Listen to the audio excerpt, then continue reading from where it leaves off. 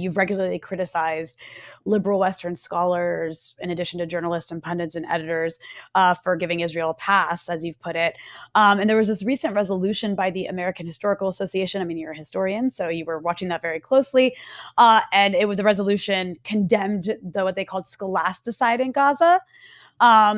So first, can you explain to our audience what is meant by scholasticide and why was this vote so significant? I mean, with the caveat that it did take over a year for it to happen. Well, first of all, scholasticide is just very basically a genocide, but on academic institutions and on the ability of Palestinians. I mean, it could be anywhere, but this is the first time anyone has ever witnessed this kind of deliberate destruction and obliteration and annihilation of an entire educational sector, including every single university. The 12 universities in Gaza have been obliterated, including schools, including sort of libraries, archives, and so on and so forth. I mean, it's a systematic attempt to deprive Palestinians not just of life, but of history and memory.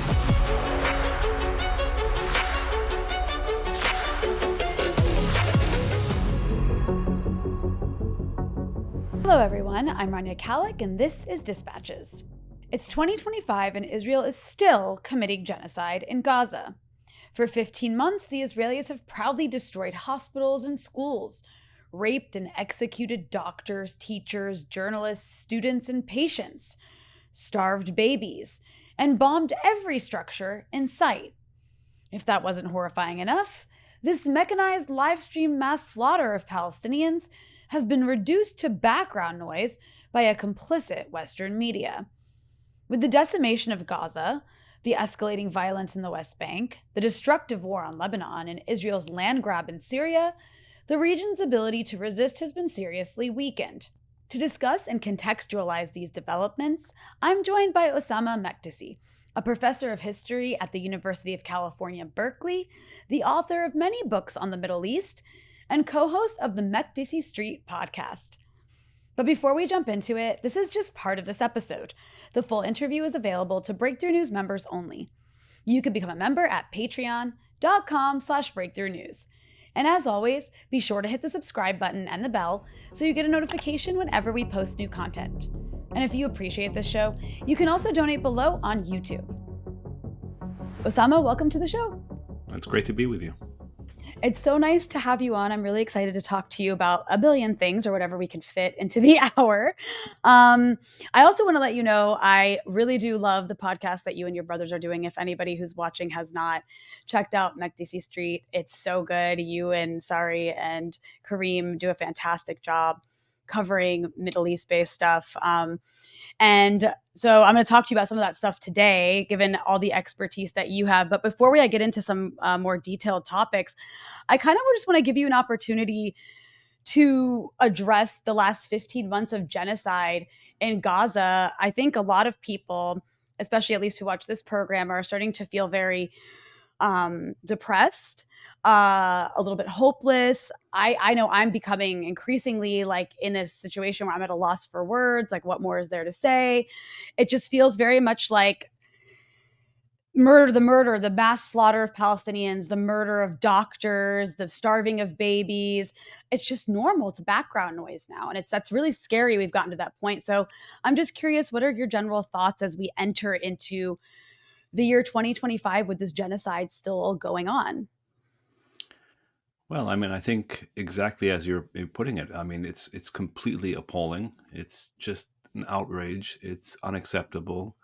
It should, and I hope it always will, remind us of just how appalling the situation is in Palestine for Palestinians in terms of facing this sort of this genocidal machine that has obliterated and before our eyes all of Gaza. Now, in terms of losing hope, first and foremost, it's the fact that you record and I record and all of us do what we do. And the fact that so many people around the world are so shocked by what is happening, not even people who necessarily knew very much about Palestine or Palestinian history or Arab history or Middle Eastern history for that matter. The reality is that most people around the world are absolutely appalled by what has been happening. But then there is this extraordinary disjuncture between popular opinion on the one hand and global opinion, I would say, on the one hand. And on the other hand, the structures of power, especially Western governments, as well as Arab governments that have been totally sort of quiescent and in fact complicit in the genocide. But really, it's the U.S. and the European states that have supported Israel, that have allowed Israel to get away with literally genocide in this case. But this is all right now. The reality is, and what gives me, I can't say hope because it's hard to say hope in the midst of a genocide, but what keeps me going, and I'm sure many other people around the world, is the fact that in the end, we're just individuals and we do what we can do to speak out against manifest and flagrant injustice, to speak out against the fact that so many of our colleagues around the world, especially in the West, who have been totally silent and complicit in terms of their claim that there's nothing to be done. Well, if more people spoke out, if more people acted, if more people keep speaking out, in the end, that does actually shift perceptions and eventually, hopefully, politics. So, I mean, it's not that one should have any hope in the despair of what we see, but the fact is, what are we supposed to do? Do nothing? No. I mean, we keep doing something because we're ethical beings. Yeah, and I think that in terms of not being silent, something that you've regularly spoken out about, and this is, you're an academic, you're a professor at a university, and you've regularly criticized liberal Western scholars, in addition to journalists and pundits and editors, for giving Israel a pass, as you've put it. And there was this recent resolution by the American Historical Association. I mean, you're a historian, so you were watching that very closely. And the resolution condemned what they called scholasticide in Gaza. So first, can you explain to our audience what is meant by a scholasticide and why was this vote so significant? I mean, with the caveat that it did take over a year for it to happen. Well, first of all, scholasticide is just very basically a genocide, but on academic institutions and on the ability of Palestinians. I mean, it could be anywhere, but this is the first time we've ever witnessed, anyone has ever witnessed this kind of deliberate destruction and obliteration and annihilation of an entire educational sector, including every single university. The 12 universities in Gaza have been obliterated, including schools, including sort of libraries, archives, and so on and so forth. I mean, it's a systematic attempt to deprive Palestinians not just of life, but of history and memories. And the irony, of course, of what's going on now as we record this are these wildfires in LA, where people now in America, at least in Los Angeles, are sort of like upset and genuinely, of course, as they should be, at the horrors of what is happening in LA. And they recognize when it comes to their homes, what a home means: memories, investments, not just financial investments, but memories, culture, relationships, affiliation, family, and so on and so forth. And yet that's been going on in Gaza deliberately by the Israelis for over a year, for in fact 15 months at this point. And so scholasticide simply means a recognition of what the Israelis have been doing to the educational sector to deprive Palestinians not just of life, but of a future and of past, of memories, of history, of archives, of libraries. I mean, this deliberate assault on libraries and archives and universities is so unconscionable, so shocking, that not even the Zionist scholars who were at the AHA, the American Historical Association, which is one of the oldest scholarly associations in this country, not even the Zionists could actually deny the fact that there is a scholasticide taking place. They don't deny it. They just keep telling us Hamas, and they say human shields, and they say, what about October 7th? They use all sorts of excuses rather than confronting the reality that what Israel is doing is utterly shocking and unacceptable. And the fact is, yes, it's true that it took over a year for the American Historical Association to do something. But the reality is they wouldn't have done anything had it not been for all these extraordinary historians and scholars and people and individuals who have been saying for months and months and months, this is unacceptable. It is simply not right. And you don't even have to be a Palestinian or pro-Palestine. You just have to be a human being with a mind that can think, to recognize that destroying archives, destroying libraries, destroying mosques, destroying churches, destroying universities, destroying schools, obliterating teachers, obliterating students is just shocking. And the AHA finally took a vote, and it was an overwhelming vote. Now, there's something called the AHA Council that will ultimately sort of, it's still in process. In other words, what happens with this vote? But the reality is that the pressure is there, and it's true. It should have happened immediately, frankly, because we've recognized this genocide months and months and months ago. But these things take time sometimes. But it's better than doing nothing. Well, I know you're saying the outcome is still to be determined in terms of what this means, but what could it mean in the sense of like, does it mean that maybe any relationships that this organization has with anything affiliated with Israeli institutions would be potentially cut? Like, what does this resolution potentially mean, like in tangible terms? Well, the resolution, I mean, in tangible terms, the resolution simply called attention to the fact that there is a scholasticide taking place and that the AHA, as a historical association, as the oldest oldest scholarly, one of the oldest scholarly associations in America, is basically saying this is unacceptable. We recognize what is happening. We find it appalling, and we want to do whatever we can do to stop this. It doesn't actually, it's not BDS as such. Mm. As far as I'm aware, that's not quite what the resolution is calling for, but at least it signals that this is not okay. And that, I think, in terms of the importance of a narrative shift, I think that's what's also important. As you know, Rania, we've dealt for decades in this country with a narrative that is constantly diminishing, dehumanizing, dehistoricizing Palestinian, Arab, and Muslim life and history, for that matter. It's constantly decontextualizing, our peoples, our histories, our cultures, our societies, and constantly sort of inserting in their place this idea of a history that only matters as in US or European history, and everything that flows from that.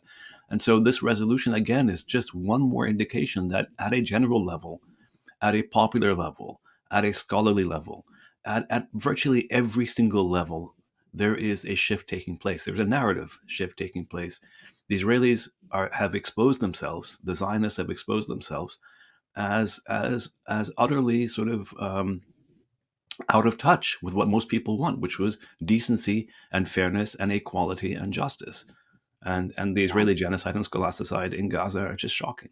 It really Yeah, it doesn't take really much more to recognize it. It's so basic, honestly. No, it's crazy. I mean, I think it's like every single university has been bombed by Israel and Gaza at this It's been point. destroyed, not just bombed. Yeah, Every single yeah, university in Gaza has been destroyed. obliterated. Yeah, And I don't care. Like you can give me whatever excuse you want. It's just like with hospitals. Like I don't care what it's excuse you throw out there. Nothing makes that okay. no, of course, Nothing. and the excuses are hollow and sham, and they keep saying Hamas. They use Hamas as like a mantra. It's like witchcraft. They use this term. They don't even know what it means. They just say it as a way. So even if you say Hamas, you Witchcraft. say the devil. Who cares? The bottom line is that the destruction of hospitals is not okay. The destruction of universities is not okay. And the reality is that virtually every single person in the world understands that, other than the Zionists, who are ultimately sort of losing an ethical, moral, and ultimately they're going to lose the political battle as well. I've no doubt about that. And then speaking to those who are sitting by watching, you have made a point to repeatedly go after the silence and complicity, which I really do appreciate, because it really is shocking that people can still be silent watching this happen, especially if they're in positions where they can use their voices to do something. And I just want to quote something that you said recently on Twitter. You said, "I keep wondering what the historians who refuse to utter the word Palestinian at the meeting." Speaking of the American Historical Association meeting, what the historians who refuse to utter the word Palestinian at the meeting and who constantly berate us about the terrible consequences of taking on an ethical position would have said had they been living in an era when Black men and boys were being lynched across the US, when Native peoples were being exterminated and had their skeletons collected for study by objective anthropologists, or when Jews were being persecuted in Nazi Germany in the 1930s. Um, and I'm glad you said that, but I've come to the conclusion that had they been around during that time, they would have been the people who were also silent. And I really feel like what we're seeing in Gaza and Palestine more generally since October 7th of 2023, it's really been like looking into the past to see how slavery, Jim Crow, how the Holocaust was able to happen. Just watching the number of people who don't say a word, who get on with their lives pretending it's not happening. And then also, the people who are actually actively justifying it. And in this case, it's not like something we're going to learn about 5 years from now and be like, oh my God, it's something we're watching be live streamed.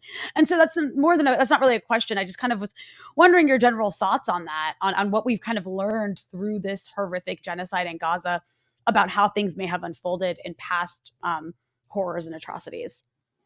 Well, I mean, precisely as you're putting it, it's exactly that. It's a sense of anachronism, the sense that that there's no question that the question of Palestine has always been a reminder of the stakes of history and the stakes of the present. In other words, the whole point of Palestine and why it's so important is that it's a current issue. It's a current struggle for justice. Not to say that their other ones are not current, but the obliteration of Native Americans, indigenous peoples in this country, for example, we're sitting, at least I'm sitting here, I know you're in Beirut, but I'm in the US. The obliteration of indigenous peoples in this country largely took place in the 19th and early 20th centuries. And now the US claims to have learned, and they've built museums, and they've claimed to have reckoned with their past. And the same, of course, with slavery, and the same with Jim Crow segregation, that is to say, and the same with all these horrors of the past. But the reality is, okay, so let's put what we actually teach our students, let's put what we actually claim in practice, because in practice means in Palestine, because that is where you actually have an extraordinary system of apartheid, an unbelievably insidious system of segregation, talk about the genocide. The Israelis don't even pretend anymore that they're not obliterating hospitals and schools and so on and so forth. And then the soldiers like riding around in children's bicycles, the children that they've destroyed or killed, or the women's lingerie, the Palestinian women's lingerie that they parade around. I mean, it's actually sick. What's going on is utterly sick, and it's all there. It's all on social media. This is the first live stream genocide in history. What Gabor Mate called Auschwitz on TikTok, I think he referred to it as. And that's exactly what we see. And so the reality is that yes, tons of people who today claim that, oh no, they're not racist. Well, had they been living in the 1920s or 1930s or the 19th century, I am absolutely convinced that they would have been silent. There's no question in my mind. And that is, again, a reminder of why this question is so important, because it brings history alive. As a historian now I'm speaking, because history is sort of meaningless unless it has a relationship to the present, and the present to the past. And so the idea of being an ethical scholar only when it comes to talking about past injustices makes no sense to me if we're not able and willing to talk about the present. Now, having said all that, I do recognize that not everyone, Rania, is comfortable. Not everyone has to speak out in the way, for example, that you speak out or I speak out or other scholars speak out. I mean, not everyone speaks out in the same way. But the least we can do is register at some level, somehow, somewhere, our profound outrage at this depravity of what is going on in Gaza. It's sick. It's actually sick. It's unacceptable. And I think almost every single person today who's silent will regret this in the future. When they're asked, why were you saying nothing when you could have said something? Again, Yeah. I think the last thing I'll say on this, No, is that please. it is important to recognize that, again, not everybody is like me or you or anyone else. I mean, each of us is different. Some people have constraints. Some people are, afraid. But what's so noticeable to me, at least, especially at the AHA, but also just in general, is how many junior faculty, how many students, how many precarious faculty actually do speak out. People who are not necessarily protected in the way that tenured professors are protected. But the reality is, and I've always said this, and I've always believed this, and the evidence, the proof is in the pudding, is that if you don't speak out when you're a junior faculty member, in other words, when you're an early career scholar or a young person, you're not going to speak out when you're older. There's no way. People generally do not speak out. If they don't speak out when they're young, they don't speak out later. Yeah, no, I think those are all really good points. And I want to be clear here. Like, I recognize that there are a lot of people who have put themselves on the line and have sacrificed to make noise about this. And you're absolutely right. Not everybody has a podcast. Not everybody is in a position where they can, give up their livelihood. And I know people are doing things in the capacities that they can. Like one of my sister's friends who's like, my sister's like in suburbia, and like all the other suburban people are like learning about this issue from her, and like they're like writing to their congress people like they've never written to their congress people before about this issue. I mean, people are doing things in the ways that they know how, and I really appreciate that and think it's great. And I think we should recognize that, because at the same time, sometimes you can think that like Richie Torres represents the general American sentiment, or No, I Matthew hope not. Miller, or Yeah. God, that would be so terrible. But you know what I've learned about people like Richie Torres is that that's the kind of person who during slavery or during the Holocaust or during any other period in history that like we look back on and say, no, I would have spoken out, he would have been on the side of whoever was paying him money. That's what I've learned about a lot of people here, is that it's easy to give people money to support genocide. On that note, I do want to kind of shift to more recent regional dynamics. And you guys just did a really good episode of your show featuring Omar Dahi, who was really good on Syria. And I really recommend people go listen to that. It was quite detailed, and worth it, just like hearing how we got to where we are. Um, but I'm curious your general thoughts on the developments in Syria. I mean, what's happened is really huge on a different and from many different angles. I mean, there's the like sort of internal Syrian dynamics. We're kind of seeing how that's going to play out. And you asked Omar this really good question about the kind of contradiction between, on the one hand, like talking about Syria through the lens of what it means for the country of Syria, but then talking about Syria through the lens of what it means for the region. And maybe those are two different things, or maybe they're not entirely two different things. But I guess I kind of want to start with, not to like sidestep the importance of what's happening internally in Syria, but what it means for the region. And I raised that because something that has not gotten the attention it deserves is the massive land grab in the Golan Heights by the Israelis, which is hugely destructive for Syria, for Lebanon, for Palestine. And of course, the fact that, regardless of how we feel about the previous Syrian regime, and I don't think we have kind feelings about the previous Syrian regime, what we're seeing play out now is a government taking shape that isn't really willing to confront Israel in any meaningful way, and may actually be on a pathway towards eventual normalization with Israel. And I don't mean to jump the gun with that, but I guess I'm just curious your thoughts on those points, because it absolutely impacts what happens in Palestine and Lebanon. Yeah, of course it does. Absolutely. I mean, and Syria. I mean, despite all the nationalists in the Middle East, the Syrians and the Lebanese and the Palestinians and the Jordanians and the Egyptians and so on and so forth, the reality is that this is an interconnected region. The history is interconnected. The cultures are interconnected. The peoples are interconnected, and that is a basic and fundamental fact. That Sykes-Picot, this sort of European division that created our part of the world, the Arab East, that is to say, in the way that it did, dividing up peoples who should never have been divided up in the way that they were, is a constant legacy that we have to contend with and deal with. Now, in terms of Syria, you're right, of course, that in the sense that there's no question that there are going to be regional implications, and we don't know. Of course, I mean, the point is, Rania, I don't know. I'm not in a position to tell you what is going to happen down the road, but it is incredibly, the question of Syria, I don't think there's a way of separating the internal from the external, in other words. And that's part of why Syria became so divisive among Arabs, among people who generally support justice and freedom. But there was a huge division, as you know perfectly well, over the question of Syria, unlike any other question in our time, because Palestine is black and white for most people. It's so obvious. There's no question. It's so obvious. In Syria, of course, one has to be happy at one level. One has to be happy, it seems to me, for the fact that Syrians are finally free of what was a baleful police state. And there's no question it was an oppressive, despotic state. And anyone who's been to Syria and anyone who's dealt with, could recognize that. I mean, there was no freedom, there was fear, there were jails that were filled with political prisoners. And one has to be happy that they're all out. That, having said all that, one can't also deny the fact that the reality is that Israel did, in fact, commence after the fall of the Assad regime an extraordinary land grab. It's not just the Golan Heights, it's beyond the Golan Heights. They've already taken the Golan. The Golan they occupied in 1967. And now here we have beyond the Golan. And it's as if it's completely okay. It's outrageous. Again, yet another violation and impunity on the part of Israel, which, of course, is backed by the U.S.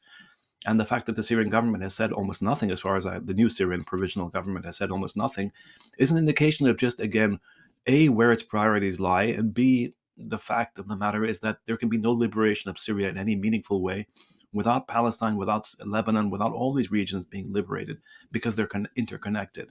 Now, that having, and there's also, of course, the Turkish role in the north, and then there's the U.S. role. I mean, it's absurd to think of Syria today as free in any absolute sense or sovereign in any real sense, but one has to be happy for the fact that an oppressive and ultimately totally illegitimate regime has fallen. That's my view. I think you can feel both things at the same time. No, I absolutely agree with that. And I think, when it comes, I mean, this region is so interconnected that if you have family in Lebanon, you've been impacted by Syria at some point. I For mean, sure. Syria Yeah. occupies Lebanon. Syria's been it was deeply involved in the Lebanese civil war. I've had many family members myself be on, have the Syrian mukhabarats after them, or, Yeah, be on precisely. Syrian kill lists, or, all of these things. Like, we've all experienced the Ba'athist rule in Syria in a really negative way in this region. So of course you can't help but feel relief that that period is over.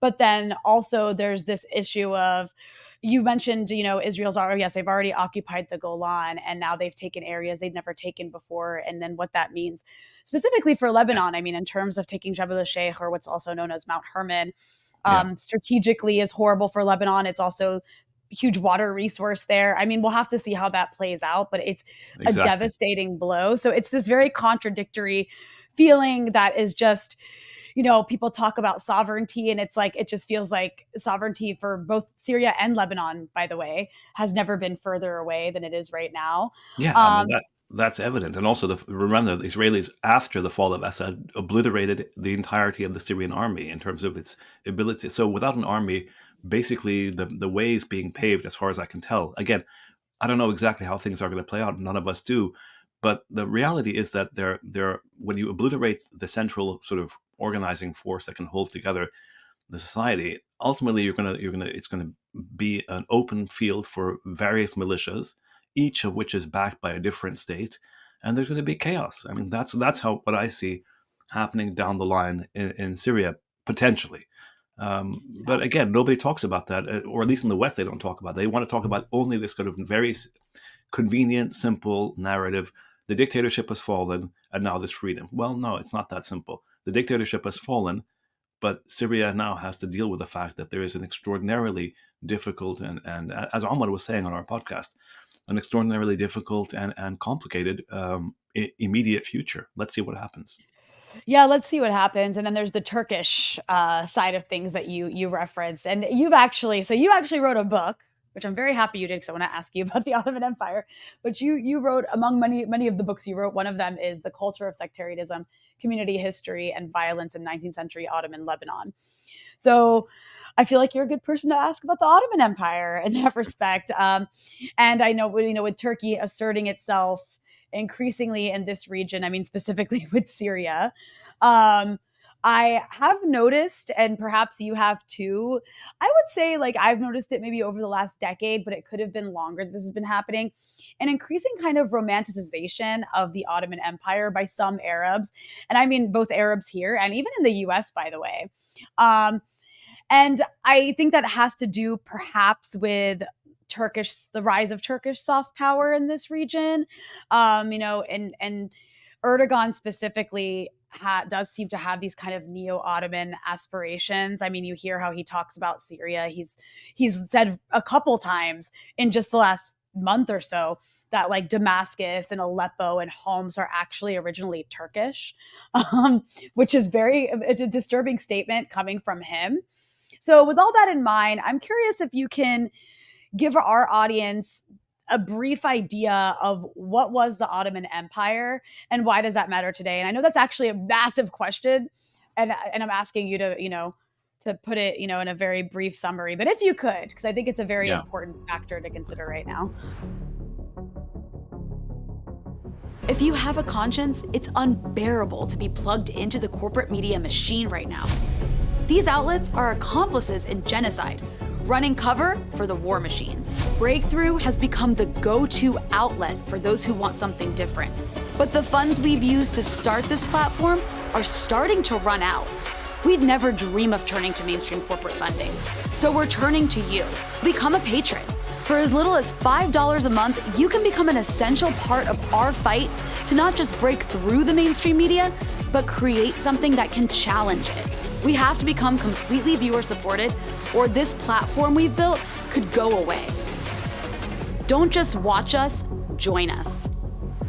Yeah, it's a massive question, but it's also an important question in the sense. I mean, to answer the first question about why they romanticize the Ottoman Empire, because the Ottoman Empire no longer exists, and so it's very easy to romanticize something that doesn't exist because you can project onto that sort of past whatever you want, and then sort of reconstruct it in your mind and say, oh, it was beautiful, or it was this, or it was that, or whatever it is, because it doesn't exist. And they don't generally, most people don't know the history and the details of the history, so it's very easy to say, oh, it was brilliant, or it was beautiful, or it was X or Y. That's the first point. And that's why people romanticize it, because they're not dealing with the reality, because the reality on the ground is what they're trying to avoid or trying to get away from or trying to overcome, because the reality is what they can't avoid in front of them. And so they're projecting onto the past the fantasy of what they want their future to look like. That's at one level. At another level, in terms of what the actual history was, yes, this whole region, what we call the Arab East or the Mashriq, in other words, Palestine, Lebanon, Syria, Jordan, Iraq, and Egypt. All this region was part of, and parts of Arabia, of course. All this region was part of the Ottoman Empire, which, if you have to summarize it, was essentially a vast, multi-ethnic, multi-religious, multi-linguistic empire whose seat was in Istanbul. The Sultan lived in Istanbul, and at least for many centuries, and basically ruled over the Arab provinces for 400 years. And but this wasn't an empire of equality. There were clear hierarchies. There was clear discrimination. There was clear discrimination on class lines, but also on religious lines. And so there were so many different forms of inequality that was built into the system, and yet also there was pluralism, and so there were all these different things happening at the same time. The reality is that in our part of the world, Rania, unlike the West, in our part of the world, coexistence between Muslims and Christians, for example, and Jews up until the creation of Israel and the Western colonialism in North Africa, French colonialism in particular, up until the modern period, sort of, we didn't even have much of a term for coexistence because it was just obvious, ordinary, taken for granted. You didn't have to theorize something that everyone lived and experienced. It's only when this pluralism in our part of the world was challenged and was subverted, especially by European imperialists, that people started and then in response to European discourses and racist discourses, Orientalist discourses about peoples in the East being perpetually sectarian, or always fighting each other, or always at each other's throats, and so on and so forth, that people in our part of the world began to theorize and to respond to that by saying, no, in fact, we are a culture of coexistence and we're a culture of tolerance, and so on and so forth. So that's what I would say. It was a vast empire that did not have equality, but did have pluralism until the middle of the 19th century. And in the middle of the 19th century, like virtually every other power or polity in the world, the Ottomans had to deal with this question of, okay, so how do you change and transform an empire of unequal subjects into an empire of nominally equal citizens in the 19th century, when ideas such as equality, political equality, and citizenship were introduced? And that's what happened. And there was this extraordinary struggle because, like every other society, the Ottomans had to deal with this question. Okay, so what does it mean to be modern? What does it mean to say we have equal citizenship? Well, what about Muslims and Christians and Jews and so on and so forth? What about Istanbul versus the provinces? What about the Sultan versus his opponents, and so on? And it was an amazingly rich, complex, but also very violent period. There was a famine in Lebanon at some point. I don't And know if that was the fault of the Ottoman. it was a combination. I mean, it was a fault of the Ottomans, but also of the Allies, the British and the French, who blockaded. This was during the First World War, who blockaded the Eastern Mediterranean and wouldn't let food in, and then the Ottomans were requisitioning all the foods and so on. So it was a combination of factors, and of course there were local hoarders among sort of now famous Lebanese families who were hoarding a lot of the grains. So Feudal lords. not even feudal lords, just merchants. I mean, just families. Yeah. Well, I think it's interesting how that you opened that by saying people project onto it what they want. Because, from what you just described, what's interesting about this sort of romanticization of the Ottoman Empire today is that there isn't a romanticization of the pluralism from the Ottoman Empire. It's seen as this, like, the way it's like popularly discussed among people is like, it's seen as this, like, kind of this Sunni bastion or something that A we should go strong back state. to. People project they want a Yeah. strong state. Yeah. And so it's interesting the way that works, because it also, like you said, it wasn't a state. It was subjects in different areas that had a certain level of autonomy, but then paid taxes.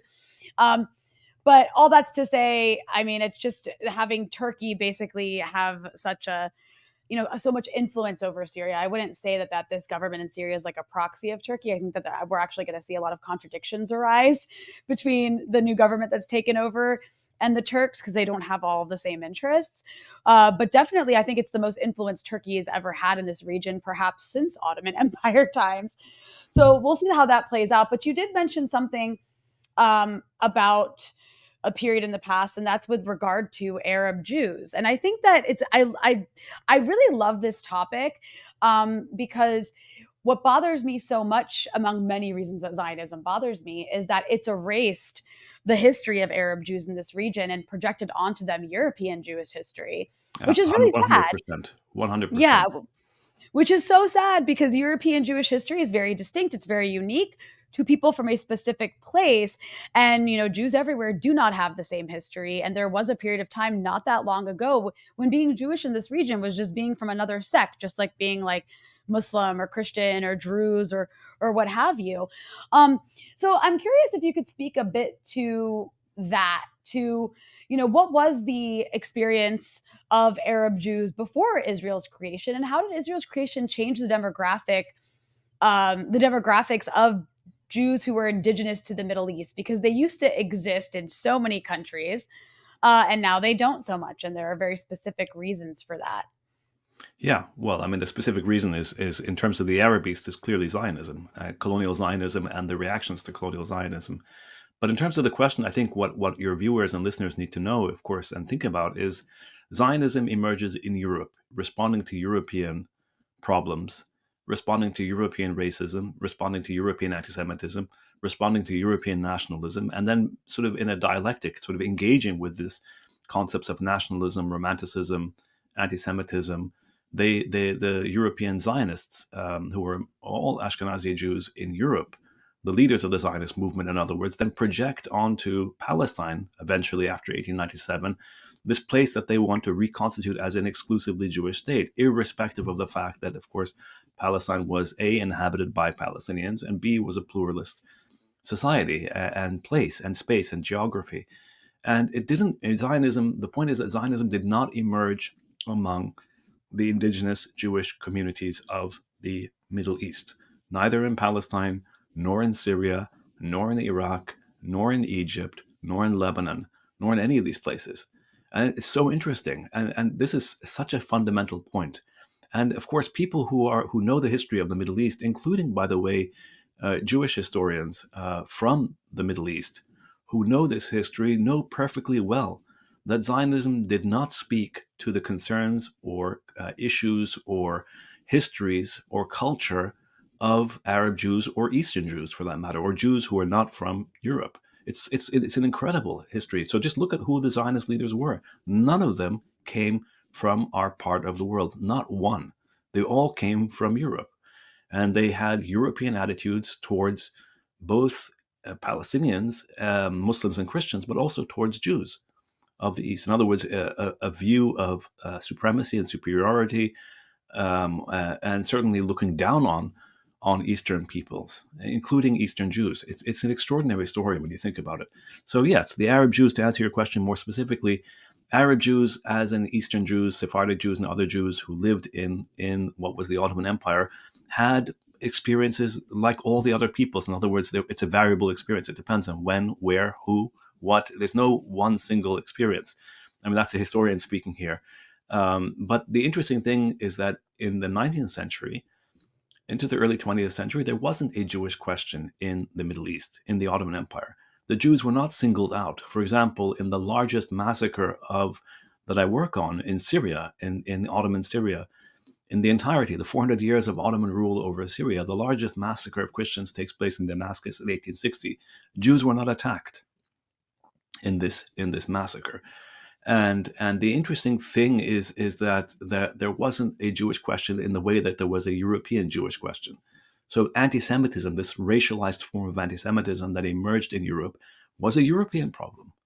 And of course, the Zionists then take European attitudes and European projects and European movements backed by European powers and states to impose on Palestine a European solution. In other words, an ethno-religious state, a nationalist colonial state imposed on a multi-religious world. And we've been living with the consequences ever since, including Arab Jews, of course, because Zionism refuses to accept, ideologically, refuses to accept especially colonial Zionism, the project that leads to the state of Israel, refuses to accept that one can be Arab and Jewish. You're either Arab or Jewish in the view of the Zionists.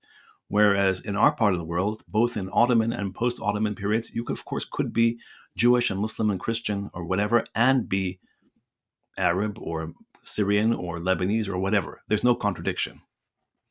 It's so interesting. I have a few thoughts on that. I mean, one is, I was born and raised in the US. So I never understood that. Obviously, like, why would I when I was a kid? I just assumed because Israel's this Jewish state, I was like, oh, that's just where all Jews live. That's what I thought when I was a kid. Um, I had no idea there was like a distinction between Arab Jews or like European Jews. I mean, until I was a bit older and understood what Zionism meant. But I did know that I had family in the Middle East that had hostility, extreme hostility towards Israel. And what's interesting about projecting all of that onto our region is the way that you're just kind of put in this box if you're Arab in the US, where you are like made to constantly feel like you have to apologize for anti-Semitism, even though it's not like, and any hostility towards Israel or even in the region, like if anybody has hostility towards Jews, there's absolutely people in this region who do, because of the Jewish state, like as it calls itself. They developed this hostility towards Judaism, the Jewish state, Jews, because of what Israel's doing in that name. And then it's just viewed through this lens of European anti-Semitism. And it's the biggest trick. And it's such a clever trick. Like, Well, it really is. yeah, it's not even just propaganda. It's just the way, as you're saying, it's the way people are, a Eurocentric education, an education that only emphasizes European and American history, for that matter, and that completely ignores the history of our part of the world, the Middle East, that is to say, the Arab world, the Arab region, is going to come to these conclusions. And the reality is that, as I said, there was no Jewish question. There was a Jewish question in Europe, which is why it was called the Jewish question. And the irony and the perversity of Zionism in Palestine, colonial Zionism in Palestine, is that the Zionists then invent in Palestine an Arab question to resolve what was Europe's Jewish question. And the Arab question, in other words, just means the Palestinians who live in Palestine and who block and impede, and whose reality, whose history, whose being actually gets in the way of creating an exclusively Jewish state. And so the perversity is that the Jewish question in Europe leads to Zionism, and then the Zionists then create an Arab question in Palestine because the Palestinians are in the way of creating this fantasy. And it's always been a fantasy of a Jewish state, because Palestine, until this very moment, remains a multi-religious place, no matter what the Zionists think and say. Yeah. And my other thought on this too is, I mean, obviously I'm not trying to, I don't want to deny that like there was never any sectarian feeling ever in our region before the Europeans came No, along. of I mean, course that there would be was. naive, right? Yeah. Yeah. But that said, obviously European colonialism was very good all around the world of divide and conquer. And the way they divided and conquered in our region was to sectarianize everything, right? Yeah. And so it wasn't just, I mean, I think it's so interesting. It wasn't just creating this Jewish state in Palestine. It was also like Lebanon was supposed to be this Christian state, that specifically a Maronite state. I mean, they really did want to empower certain sects in certain areas, and they're still trying to do it today. I mean, even today, this still exists. I mean, in Syria, you have people who have this fantasy about creating a Kurdish state and like Mhm. even a Druze state in the south, and then Yeah. creating like a Sunni area, and then turning Lebanon into like a Christian north and a Yeah. Shia south. And I'm not sure which part's supposed to be Sunni, but like you can correct me on that. But all of this sectarianism in our region, I mean, this is really an abstract thought at this point, but it really makes you wonder like what the Middle East could have been had none of this ever happened. Well, we know. I Like, mean, that's why history is important for those of us who study and know the history, is that there is a profound history of coexistence. And I mean that in the best possible sense of the term, not the kind of fake sense where people use it to cover up monstrous sort of injustices, but actual coexistence as in a deep connection between peoples of different faiths that transcend their. I mean, the beautiful part of our part of the world is that people of different faiths and backgrounds and religions, coexist, not in the sense of denying the fact that they're different. No, they embrace their difference, and at the same time, in the best circumstances, transcend that difference in common political identity and whatever it is. It could be, you could be a nationalist, you could be a communist, you could be a Baathist, you could be whatever in the old days. You could be all these different things, and at the same time at the same time recognize the religious and ethnic difference. And that's what made our part of the world, you know, so interesting. It was the word is ecumenical in that sense. It's a profoundly ecumenical culture that we belong to and we should be proud of. There's nothing to be ashamed of. And yes, you say there's sectarianism, but remember, I mean, whatever sectarianism means, I mean, I've worked on sectarianism all my career, but sectarianism, it's one thing to say that, yes, there are, people, can have prejudice against those of other backgrounds or religions or whatever, or sects or ethnicities. It's one thing, but that's inevitable in any kind of society where there's anything called pluralism. By definition, you're going to have people who have prejudice as well. But to focus only on the sectarian aspects and to ignore the fact that there are all these other things misses the point and profoundly mischaracterizes the nature of our history and the reality of our culture. And so I think it's really important to understand that one of the great damages that Western colonialism has done is not simply political and military, although it is those first and foremost, and economic. It's also epistemic in the sense of distorting our sense of ourselves. And one of the most awful parts of colonial legacies is this idea in instilling in us, and they still try to do it until today, the idea that we are perpetually sectarian. So in other words, if you look at the history of France, for example, where Protestants and Catholics and Jews, especially Protestants and Catholics, have been at each other's. I mean, there was a mass repression of Protestants in France. There was also, of course, repression of Jews in France. And yet somehow they tell us today, oh no, everyone can be French, and they're so proud of their laïcité, their secularism in France. And the same for the U.S. You know perfectly well in the U.S. the monstrous injustices of racism in this country, but somehow we can say today we're all American, and we're sort of allegedly, beyond Jim Crow and beyond slavery and so on and so forth. Despite the reality of racism in this country, people can still believe that there's a better version of America. But when it comes to our part of the world, somehow people say, no, there's only this sectarian dimension, which is just a travesty. It's really a travesty, and I think it's important for people to accept that we have an extraordinarily rich ecumenical pluralist history and culture with contradictions, but so what? I mean, there are contradictions in every culture, in every society. Let's embrace our contradictions and study them rather than deny them on the one hand, or make them the rule of who we are. And that's really what it's about. Well, speaking of European projection, because they love to project a lot of things onto the rest of the world, and you wrote a really good piece about a couple of years ago about Germany specifically. It's this piece called "Atonement at the Expense of Another," and it's about Germany atoning for the Holocaust by making our region pay the price. Allegedly atoning for the Holocaust. Allegedly. Allegedly, that's a good point. Yeah. I shouldn't even give them that much credit. Yeah. But in the piece you write, and I'm quoting you, that the dominant representation of Nazi horror is consistently, and from an American standpoint, conveniently insulated from a broader, general, and globalized Western colonial system of terror that enveloped hundreds of millions of quote-unquote inferior or lesser or uncivilized peoples. There is, after all, a United States Holocaust Memorial in Washington, D.C., and similar museums in many other U.S. cities, but no similar national museum dedicated to recalling the genocide of Native peoples in America. I mean, there's so many important points there. If you enjoyed this episode and want to hear the rest, you can access it by becoming a Breakthrough News member at patreon.com/breakthrough news.